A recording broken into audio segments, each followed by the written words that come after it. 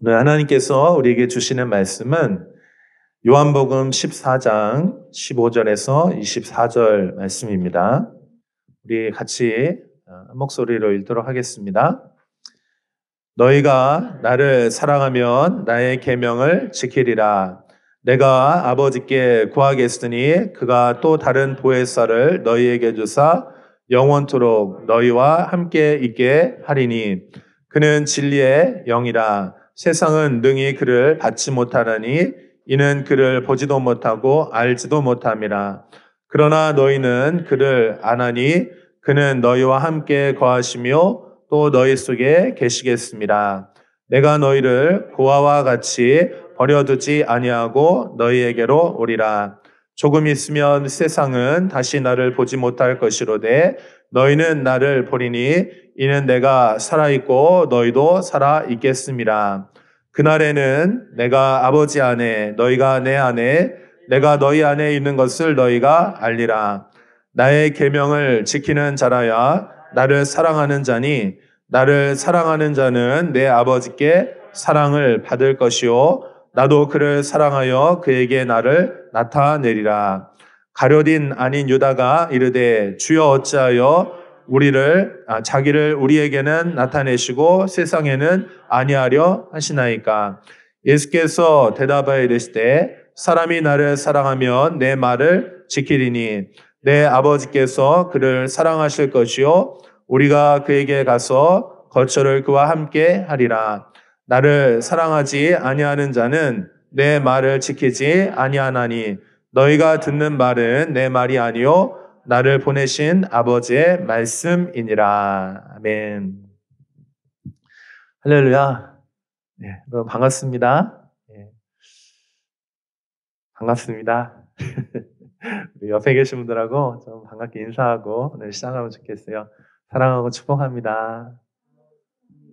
오늘 이곳에 하나님이 함께 하십니다. 아멘. 네, 감사합니다. 우리가 요한복음 말씀 지금 계속 살펴보고 있습니다. 요한복음 이제 12장, 13장 이제 넘어오면서 예수님께서 십자가 사건에 대해서 이제 구체적으로 말씀해 주고 계세요. 그래서 오늘 14장에서도 예수님께서 구체적으로 이제 이별에 대한 이야기를 하십니다. 여러분 이별이 뭔지 아시죠? 이별이 뭔지 아시죠?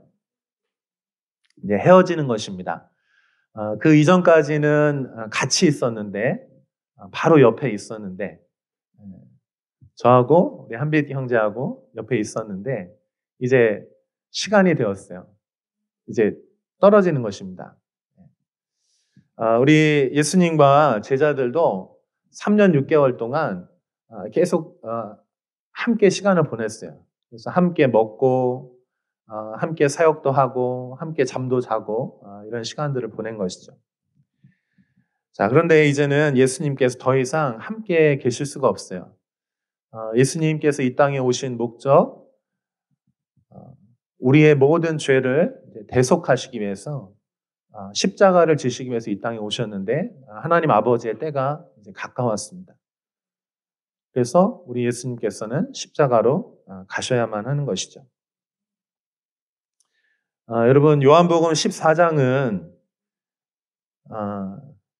제가 예전에 자주 이 본문을 가지고 말씀을 듣기도 하고 나눴던 본문이기도 해요. 왜냐하면 14장은 주로 장례식에서 많이 쓰입니다.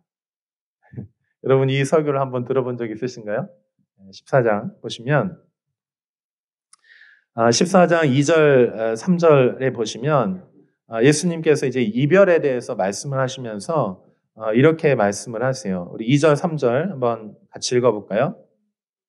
같이 읽습니다. 시작. 내 아버지 집에 거할 것이 많도다. 그렇지 않으면 너희에게 일렀으리라. 내가 너희를 위하여 거처를 예비하러 가노니 가서 너희를 위하여 거처를 예비하면 내가 다시 와서 너희를 내게로 영접하여 나 있는 곳에 너희도 있게 하리라. 예수님께서 이제 십자가를 지시고 제자를 곁을 떠나시는 장면을 말씀을 하시면서 우리 예수님이 다른 한 장소에 가는데 그곳은 바로 아버지의 집이라는 거예요. 그리고 그 아버지의 집에 거할 곳이 많이 있다는 것입니다.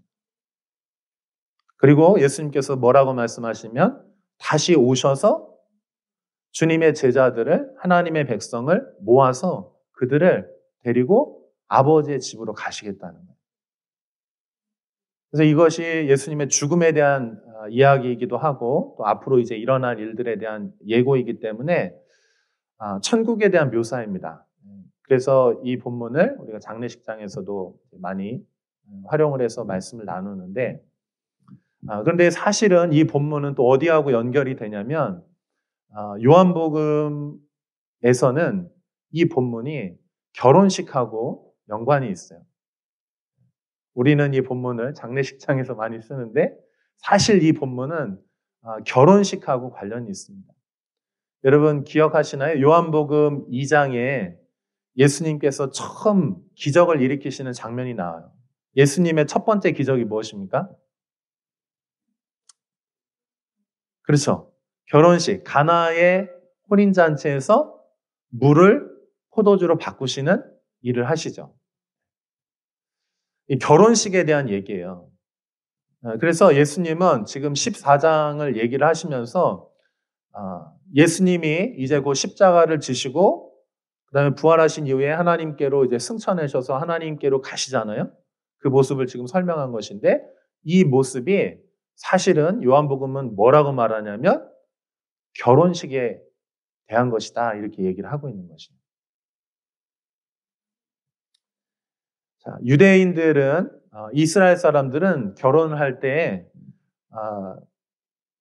유대인의 독특한 방식이 있어요. 그것은 이제 양가에서 이제 부모님들이 서로 이제 결혼에 대해서 정해지면 이 남자와 여자가 먼저 만납니다. 그래서 약혼을 해요. 그러면 약혼을 하면 그때부터 법적으로는 부부로서 이미 가정을 이룬 것을 의미를 해요. 그런데 함께 살지는 않습니다. 그래서 이 정혼, 약혼을 하게 되고 그리고 나서 어떻게 되냐면 아버지와 그 신랑이 다시 아버지의 집으로 돌아가요. 그래서 그 아버지의 집에서 무슨 일을 하냐면은 약 1년 동안 조금 더 길 수도 있어요. 한 1년 정도 뭘 하냐면 결혼식 준비를 하는 거예요. 근데 가장 중요한 이 결혼식 준비가 뭐냐면 함께 살 집을 마련을 하는 거예요. 그래서 아버지의 집이 있고 그 옆에 아들의 집을 준비를 합니다. 그리고 이 결혼식에 필요한 모든 것들, 잔치를 아주 크게 하거든요. 그래서 그 잔치할 것들도 준비하고 포도주도 담그고 여러 가지 이제 준비를 하는 거예요. 그 다음에 이제 결혼식 날짜는 아무도 몰라요. 신부도 모르고 신랑도 몰라요. 누구만 아느냐?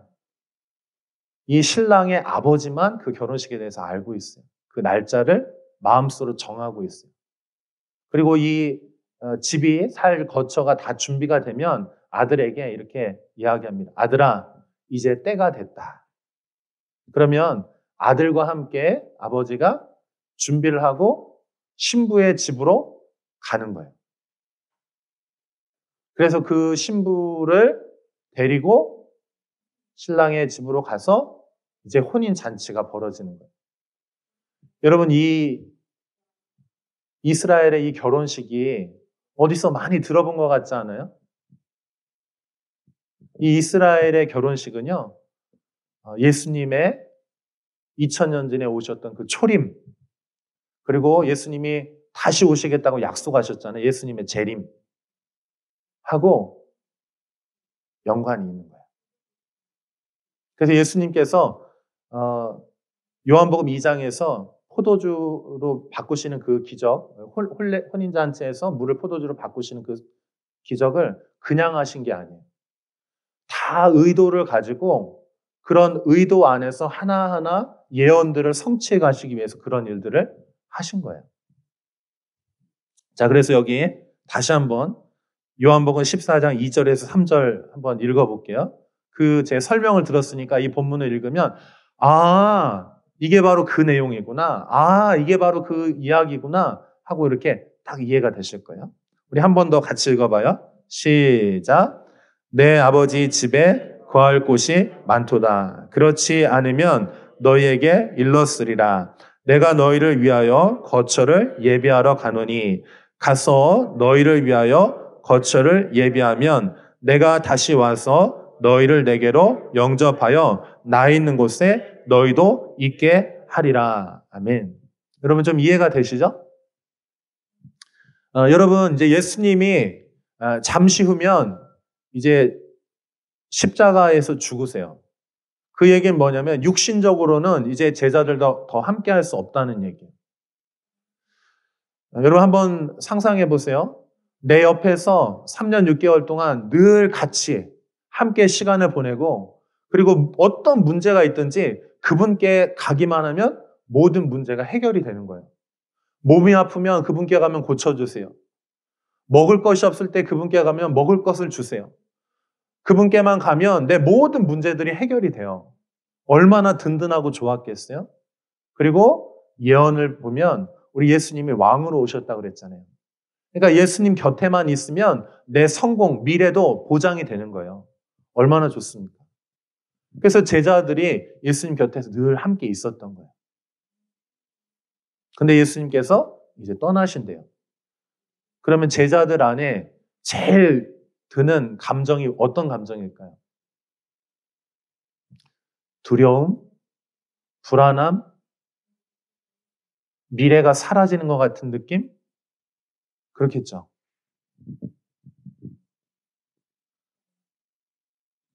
그래서 예수님께서 지금 뭘 하시냐면은 미래에 대해서 두려워하지 말라고, 걱정하지 말라고, 내가 육신적으로는 떠나지만 여전히 너의 곁에 있다고 주님께서 미래에 대해서 미리 말씀해 주시는 거예요.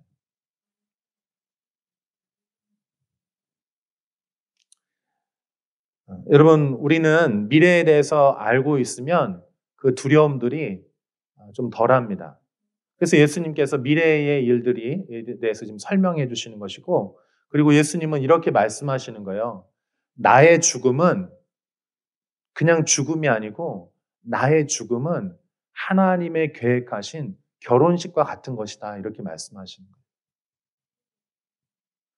그러니까 여러분, 우리에게 불행이 닥치는데, 그 불행이 끝이 아니고, 하나님의 놀라운 계획 안에서 그것은 오히려 선물이다. 이렇게 얘기를 하고 있는 거예요. 할렐루야. 여러분 미래는 하나님께서 책임져 주십니다. 우리가 미래에 대해서 두렵잖아요. 무섭잖아요. 근데 주님께서는 뭐라고 말씀하시냐면 그것은 불행이 아니다. 나는 너희를 향한 계획을 가지고 있고 이것은 그 계획의 하나의 일부분일 뿐이야. 이렇게 말씀하시는 거예요. 한번 따라해 보시겠어요? 우리 하나님은 좋으신 하나님입니다. 아멘. 한 번 더 옆에 있는 분에게 한번 얘기해 주시겠어요? 하나님은 당신을 향한 좋은 계획을 가지고 있습니다. 네, 진심을 좀 해주세요. 상대방을 축복하면서. 하나님은요, 여러분을 향해 좋은 계획을 가지고 계세요. 아멘?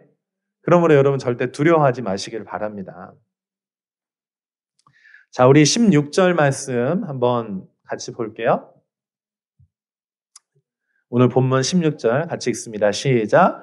내가 아버지께 구하겠으니 그가 또 다른 보혜사를 너희에게 주사 영원토록 너희와 함께 있게 하리니. 자, 예수님이 이제 더 이상 제자들과 함께 할 수 없어요. 그래서 주님께서 이제 뭐라고 약속해 주시냐면 또 다른 보혜사를 너희에게 주시겠다는 얘기예요. 자, 요 말씀은 무슨 말이냐면은 예수님이 보혜사였다는 얘기예요. 그리고 이제는 예수님을 대신할 또 다른 보혜사를 너희에게 보내주시겠다 이렇게 말씀해 주시는 거예요.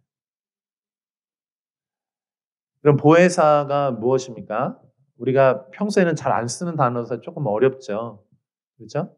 근데 이 보혜사라고 하는 단어는 영어로 하면 카운슬러 또는 헬퍼 또는 컴포터 이렇게 얘기할 수 있어요. 이거는 원문으로 단어로 얘기하면은 파라클레토스라고 해요. 파라라고 하는 거는 옆에서, 곁에서 이런 뜻이고요. 클레토스라고 하는 건 돕는 사람이라고 하는 뜻이에요. 그러니까 바로 옆에서 나를 도와주는 사람. 그래서 이 용어는 이제 헬라어로 쓰일 때는 이 용어는 주로 이제 옆에서 변호해주는 변호사를 의미할 때 이 단어가 많이 쓰입니다. 그러니까 내가 나를 변호를 해야 되는데 내가 할 수 없잖아요. 그래서 내 옆에서 도와서 나의 사정을 가장 잘 알고 내 모든 것을 잘 알고 나를 위해서 대신해서 도와주고 말해주는 사람, 위로해주는 사람 이런 의미가 있어요. 그래서 우리가 이것을 보혜사라고 말합니다. 그러니까 예수님은 우리에게 누구라고요? 보혜사라고요. 보혜사. 카운슬러라고요. 헬퍼라고요. 컴포터라고요. 우리를 도와주시는 분. 근데 그분이 이제 더 이상 우리와 함께 할 수 없어요. 그래서 어떻게 하냐? 예수님께서 가시면서 나를 대신해서 또 다른 보혜사를 보내주겠다. 이렇게 말씀하는 거예요. 그럼 이 또 다른 보혜사가 누구입니까? 우리가 잘 알고 있는 것처럼 성령님이세요. 한번 따라해 보시겠어요? 성령님. 네, 성령님. 성령님은 하나님의 거룩한 영이시죠. 그분은 우리와 함께 계시는 분이세요.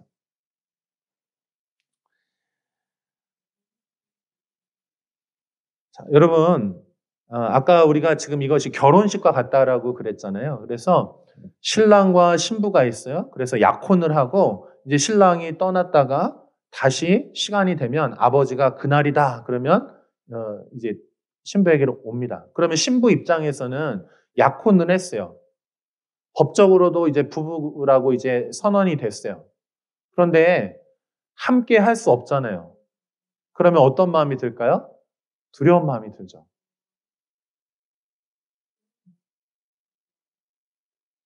신랑이 내 옆에 있어서 보여지고 만져지고 경험되어지면 괜찮은데 신랑이 없는 거예요. 다시 집으로 돌아갔어요. 그럼 불안하지 않겠어요? 그래서 이 신랑이 이 신부에게 불안하지 않도록 증표를 하나 주는 거예요. 반지를 주는 거예요. 이 반지를 볼 때마다 나를 기억해. 내가 함께 하고 있는 거. 이 반지가 껴져 있으면 내가 거리로는 떨어져 있지만 사실은 내가 당신과 함께 하고 있는 거야 라고 말하는 거예요.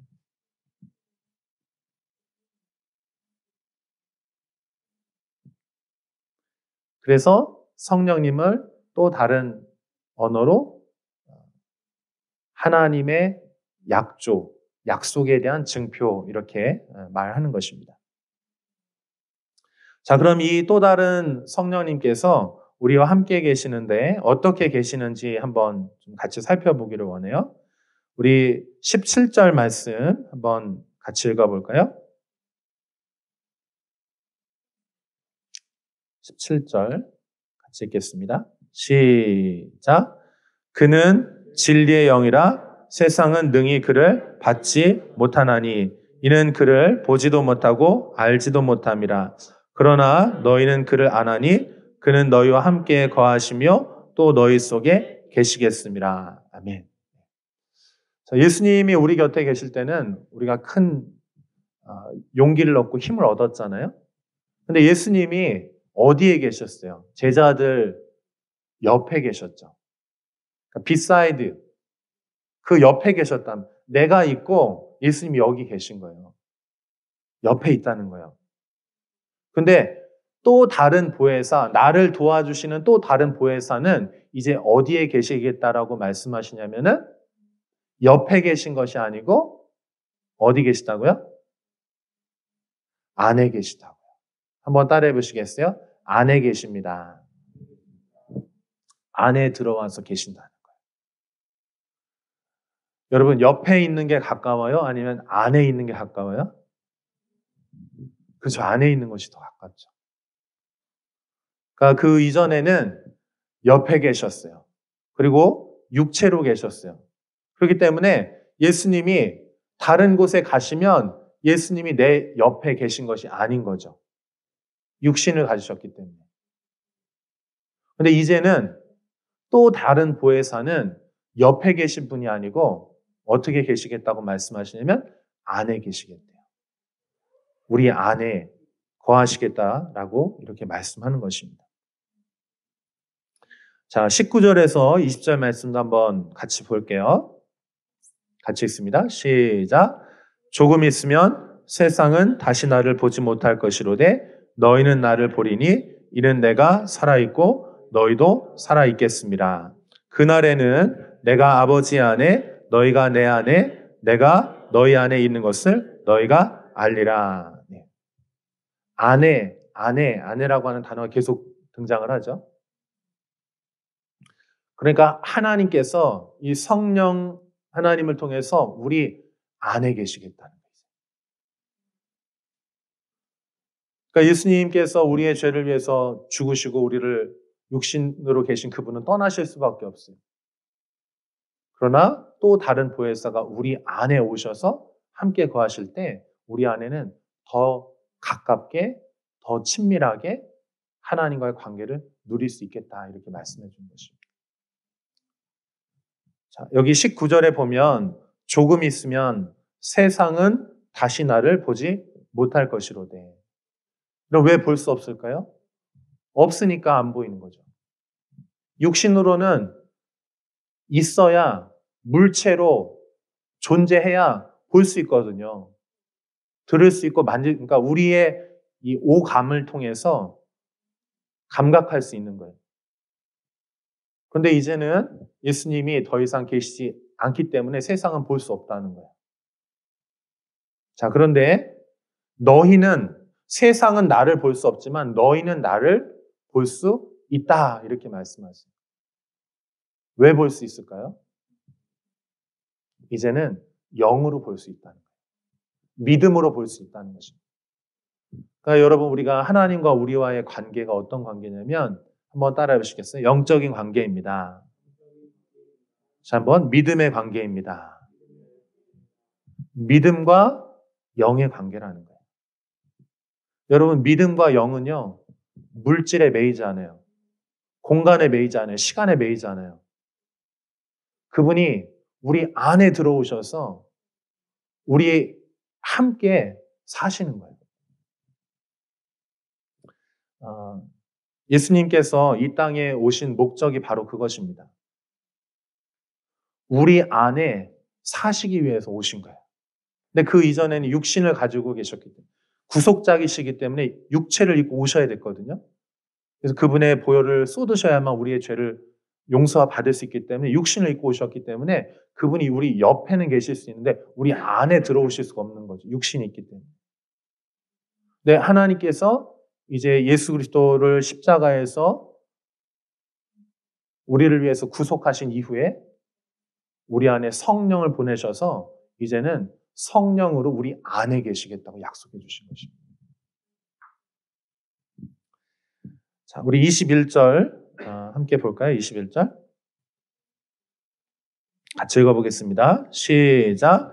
나의 계명을 지키는 자라야 나를 사랑하는 자니 나를 사랑하는 자는 내 아버지께 사랑을 받을 것이요 나도 그를 사랑하여 그에게 나를 나타내리라. 아멘. 여기 이제 계명을 지키는 자라고 하는 단어가 또 중요한데요. 마지막이니까 여러분 좀 잘 들어주세요. 여러분 이제는 육신이 아니에요. 이제는 영이고 믿음에 관한 것입니다. 그러면 여러분 우리가 보이지가 않는데 우리 어떻게 해요 이제? 우리 인간은 육신이잖아요. 우리는 만져야 되고 경험해야 되고 보아야 되거든요. 근데 우리에게 더 이상 영이라고 말하고 믿음이라고 말하면 그것이 무엇인지 어떻게 알 수 있겠어요? 그렇죠? 그래서 예수님의 방법은 뭐였냐면 말씀을 주시는 거예요. 계명을 주시는 것입니다. 할렐루야. 말씀을 주시는 거예요. 말씀. 지금 예수님과 제자들하고 지금 대화하고 있어요. 그리고 잠시 후면 예수님은 이제 떠나시고 우리 곁에 계실 수가 없어요. 그리고 성령을 보내실 때 약속을 하셨어요. 근데 이 모든 것이 다 무엇을 통해서 지금 이것이 이루어지고 있습니까? 제자들과 이 관계가? 한번 따라해 보시겠어요? 말씀을 통해서 이루어지고 있습니다. 그러니까 말씀을 통해서 이 모든 것들을 우리가 믿을 수가 있고 우리가 이것을 받아들일 수가 있다는 것이에요. 여기서 이 말씀은 지금 계명이라고 이렇게 말하고 있어요. 계명. 이 계명은 우리가 이제 요한복음 14장 그 전후 문맥을 좀 살펴보면은 이 계명이라고 하는 주님이 우리에게 주신 계명이 있는데 그것은 뭐냐면 사랑하는 거예요. 사랑하는 거. 한번 따라해 보시겠어요? 사랑하는 것이 계명입니다. 사랑하는 것. 그래서 사랑하는 것을 지키면 그 말씀이 너희 안에 있으면 그러면 성령이 너희 안에 거하시는 것을 알 수가 있고 예수님께서 이 약속대로 다시 오실 것을 우리가 믿을 수가 있다는 것이에요. 여러분 안에 이 계명이 이 말씀이 있으시기를 축복합니다. 자, 예수님께서 어떤 말씀을 하셨나요? 이 말씀. 우리 23절 한번 같이 읽어봅시다. 23절 같이 읽어봐요. 시작.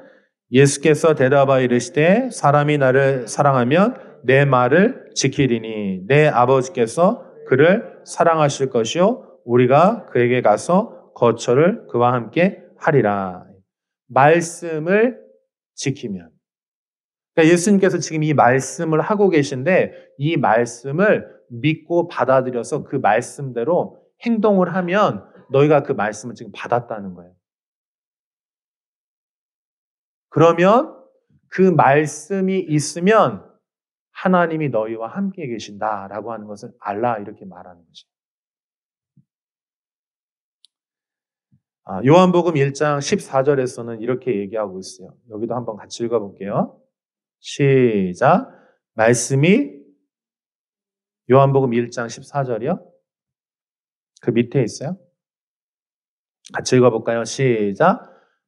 말씀이 육신이 되어 우리 가운데 거하심에 우리가 그의 영광을 보니 아버지의 독생자의 영광이요 은혜와 진리가 충만하더라. 아멘.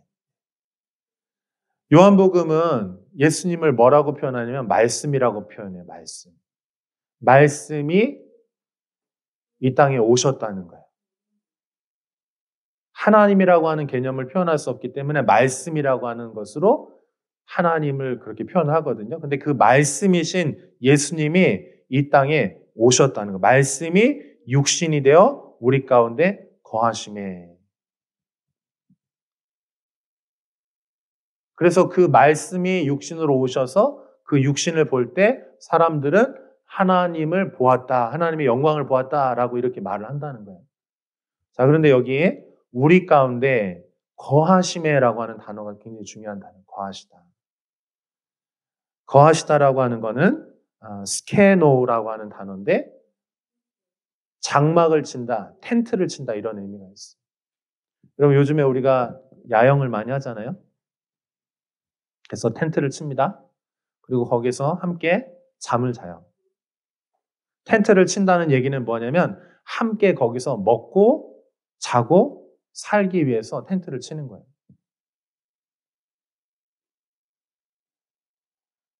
나를 사랑하면 내 말을 지키리니 내 아버지께서 그를 사랑하실 것이요 우리가 그에게 가서 거처를 그와 함께 하리라.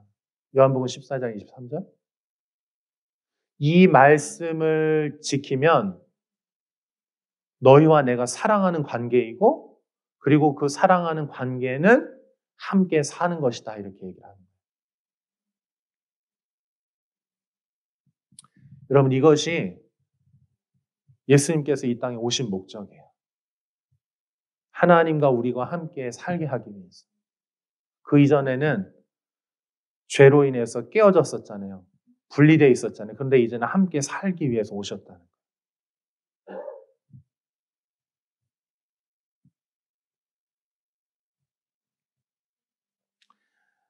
사랑하는 여러분, 우리가 이 땅에 살아가면서 두려움이 있어요. 불안함이 있습니다. 미래에 대한 염려들이 있어요. 제자들도 그랬습니다. 예수님이 더 이상 그들과 함께 할 수 없기 때문에 제자들 안에 그런 불안함과 두려움과 염려들이 있었어요. 근데 예수님의 약속은 뭐냐면 내가 너희와 함께 하겠다는 거예요. 성령을 통해서 너희와 함께 하겠다. 옆에 있는 것보다 더 가까운 안으로 들어와서 우리와 함께 살겠다 이렇게 말씀해 주신 거예요. 사랑하는 여러분, 지금은 우리의 불안함이 점점 커지는 세대에 살고 있어요. 그죠? 전쟁에 대한 공포, 또 질병에 대한 공포, 또 미래에 대한 공포, 여러 가지 것들, 우리의 미래가 지금 모르기 때문에 너무 두려운 거예요. 그렇지 않나요? 여러분 어떠세요?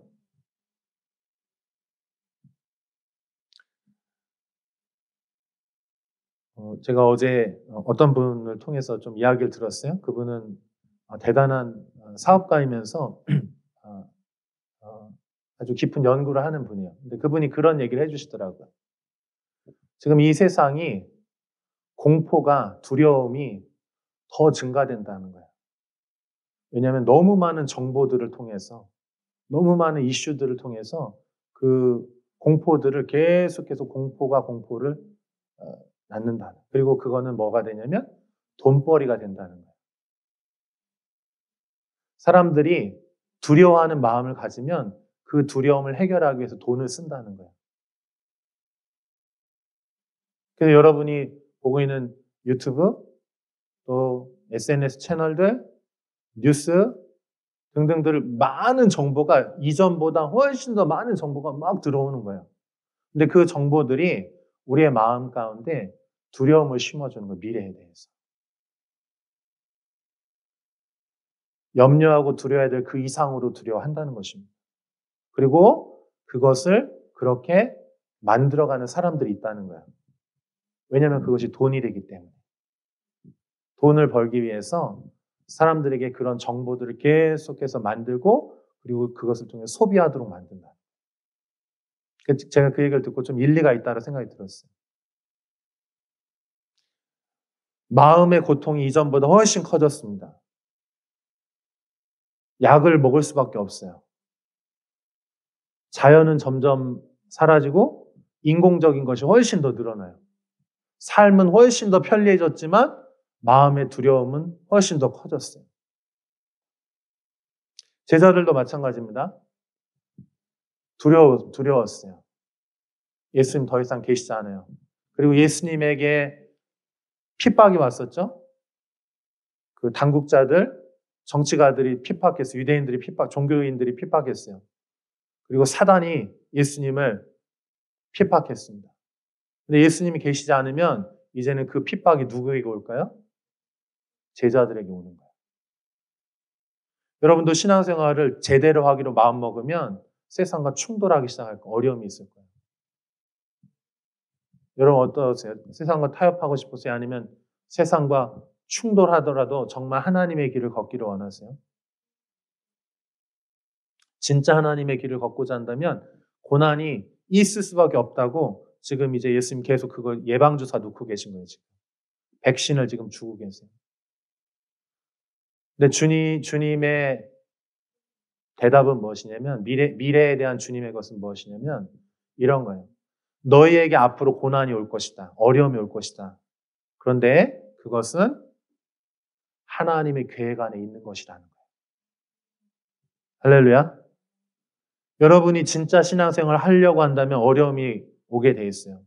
그러나 여러분 그것은 하나님의 계획 안에 있는 것입니다. 할렐루야.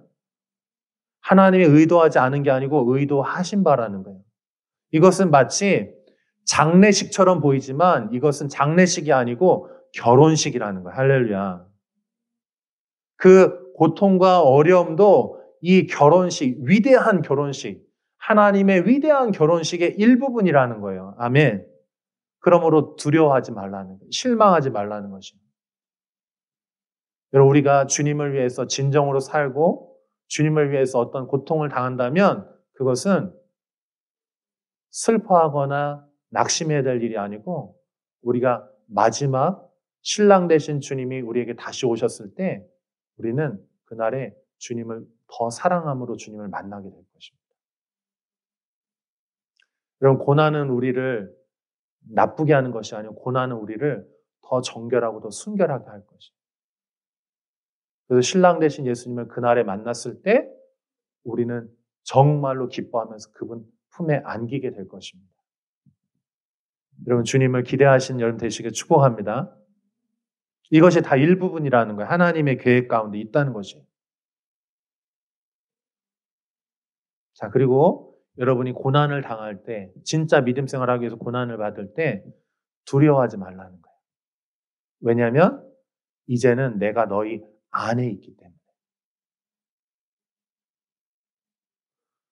주님이 내 안에 계시다라고 하는 사실을 제가 발견하고 하나님께서 올해 들어서 저한테 계속해서 말씀하셨어요.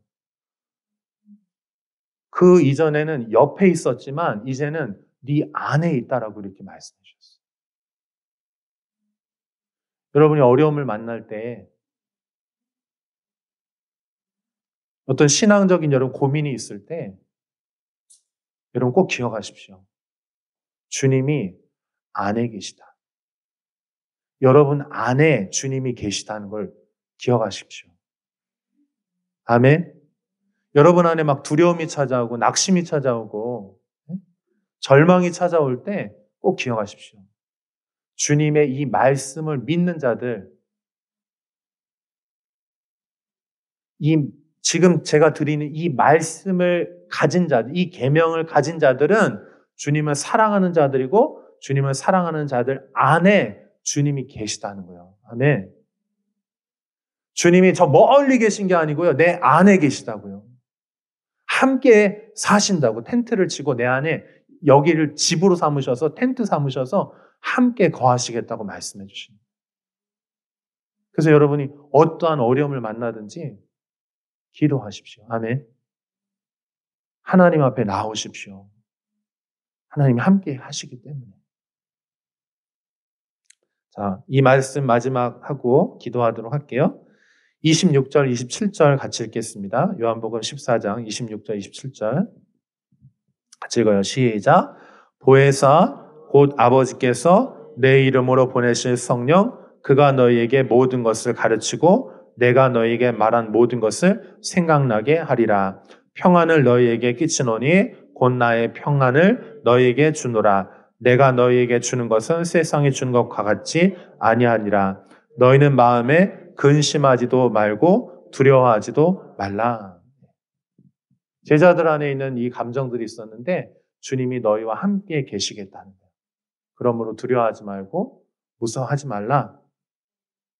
중요한 단어가 있습니다. 평강이에요. 평강. 평강이 어디로부터 오는 걸까? 평강이. 평강은요. 주님이 함께 하실 때 오는 것이 평강이에요. 아멘이죠? 주님이 어디 계시다고요? 내 안에. 오늘 드리는 이 말씀을 믿는 자들 안에, inside, 내 안에 주님이 거하신다는 거예요. 그러면 주님이 함께 계심으로 따라오는 것이 뭐냐면 평강이라는 거예요, 평강. 여러분, 우리 안에 많은 것을 다 가졌다 할지라도 불안함은요, 두려움은요, 공포는요, 우리 안에 계속해서 솟아나게 되어 있어요. 우리 안에 이 두려움이 미래에 대한 염려가 언제 사라지냐? 주님이 내 안에 사실 때. 주님이 내 안에 사시면 평안이 있어요. 평화가 있어요. 함께 계시는 안정감이 있어요. 사랑하는 여러분, 지금 세상이 여러분의 마음을 계속해서 흔들고 훔쳐가려고 해요. 그리고 마음만 흔드는 것이 아니고 결국 이 세상의 목적은 무엇일까요? 생각을 흔듭니다. 마음을 흔듭니다. 여러분의 환경을 막 흔들어 놔요. 그래서 사단이 원하는 것은 무엇입니까? 여러분의 영혼을 가져가길 원하는 거예요. 그래서 여러분, 두려울 때, 염려할 때 그것에 대해서 방치하시면 안 돼요. 그냥 두면 안 돼요. 여러분이 지금 계속해서 파도처럼 밀려와서 이제 쌓여서 이제 그것이 익숙해졌다면 이제는 오늘 여러분 거기서 벗어나시길 축복합니다. 여러분 절망으로부터 나오시길 축복합니다. 두려움과 염려로부터 나오시길 축복합니다. 그게 당연한 게 아니에요. 익숙한 게 당연한 게 아닙니다. 오늘 이 말씀을 통해서 하나님의 성령께서 여러분 안에 들어가셔서 이제 일하실 거예요. 평강으로 일하실 것입니다. 아멘. 어떤 자들에게 이 말씀을 믿는 자, 이 계명을 지키는 자들. 이 말씀과 이 계명은 같은 것이에요. 결론은 사랑하는 거예요. 어떻게 사랑하느냐? 아버지와 아들 예수님이 사랑하셨어요. 가장 가까운 사이요. 떼어놓았어요. 하나라고 말씀하시는 거예요. 아버지와 아들이 하나라는 거예요. 그런데 예수님이 뭐라고 기도하시냐면 아버지와 아들 예수님이 하나인 것처럼 제자들도 하나가 되도록 위해서 기도하신다. 여러분 우리 안에 있는 이 두려움은 언제 떠나가냐면 주님과 우리가 하나 되는 그 사랑 안에 있을 때 이 두려움이 떠나가게 되는 것입니다.